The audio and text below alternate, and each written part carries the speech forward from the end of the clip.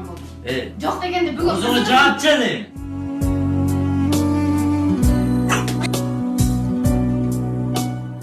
Эч нерсеге навальный жерим жок. Ошо кыз жок болгондочу мен сени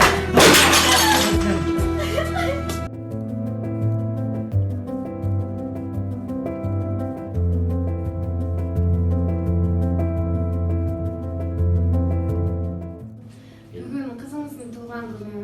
Деги эле ичкилик жакшылыкка алып барбайт. Ичпей эле койбойсузбу десем. туура айтасың, жакшылыкка алып барбайт. Кегиле отур.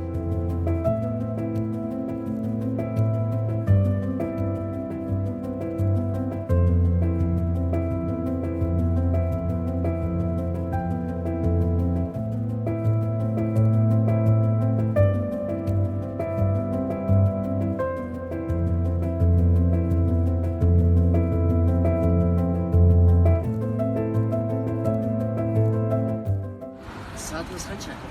Saat 5 болуп калды. Жо, мен saat канча? Siz meni kimdi oylap atasız? Men siz oylagan kızlardan emesmin. Мен ойлоптум, момундай кыска кийинсеңиз, сизди көчөдө иштейт экен. Кечириңиз.